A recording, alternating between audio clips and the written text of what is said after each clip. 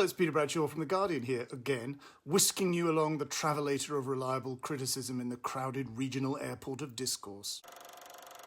Now, I wasn't looking forward to it, and on paper this has to be the worst possible idea. WONKA, a new musical prequel origin myth for Willy Wonka from Roald Dahl's 1964 children's story Charlie and the Chocolate Factory.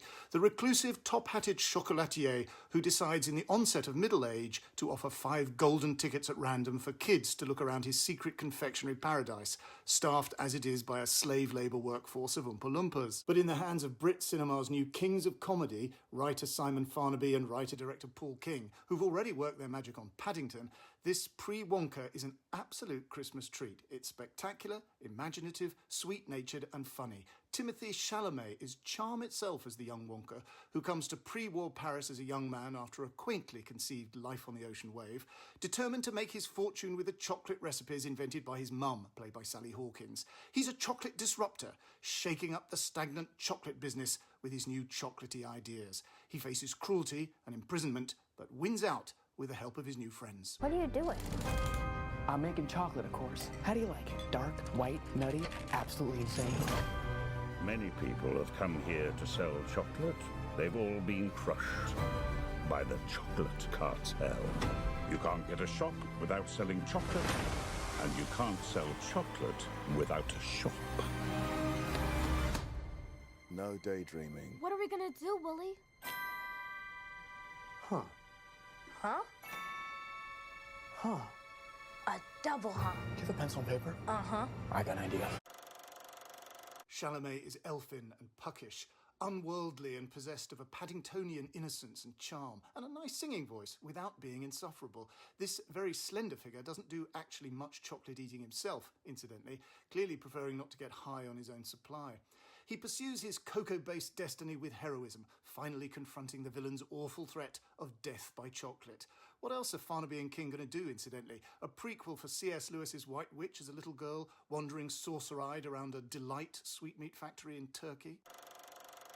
Hugh Grant, of course, comes close to pinching this whole thing as the original Oompa Loompa, the keeper of the chocolate flame, digitally reduced to 12 inches high, haughty and entitled, and given to explaining himself in a kind of laborious tribal musical display. "I can't stop now," he says, "I've gone into the dance." Olivia Colman and Tom Davis are the fierce Sweeney Toddish couple who oppress Paul Wonka. Great stuff from Matt Lucas, Patterson Joseph and Matthew Bainton as the Boggis Bunsen Bean type trio of creepy chocolate overlords who resent Wonka's wonderful new creations.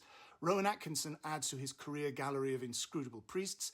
Calla Lane is tremendous as Willy's pal Noodle. Jim Carter is sweetly beguiling as Wonka's forensic accountant Abacus Crunch. Keegan-Michael Key triggers big laughs as the chocoholic chief of police, and Chalamet actually gets a dance number with Phil Wang. But how about what we already knew of grown-up Wonka?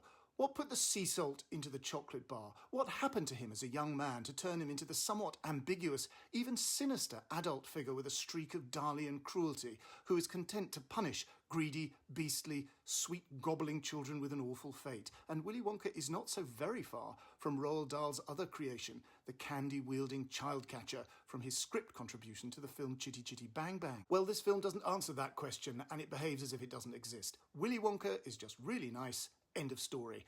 Perhaps there will be a Wonka 2 from Farnaby and King in which something happens to sour our young hero, just the tiniest bit, turning him against some of his young sweet-toothed customer base. I hope not. And despite this extra spoonful of sugar in the mix, I have to say, whisper it, I enjoyed this much more than either of the 2 filmed versions of the canonical original with Gene Wilder in 1971 and Johnny Depp in 2005. It supplies the chocolate endorphins. And that, inevitably, is it. Please give this vlog the blessing of a like and a share on your socials, and please give my digital brand a much-needed boost, and subscribe to this channel, because let's face it, what does it cost you? Nada. And please buy my book, The Films That Made Me, an edited selection of my essays and reviews for The Guardian. That, of course, will cost you money, but it's worth it. See you next time.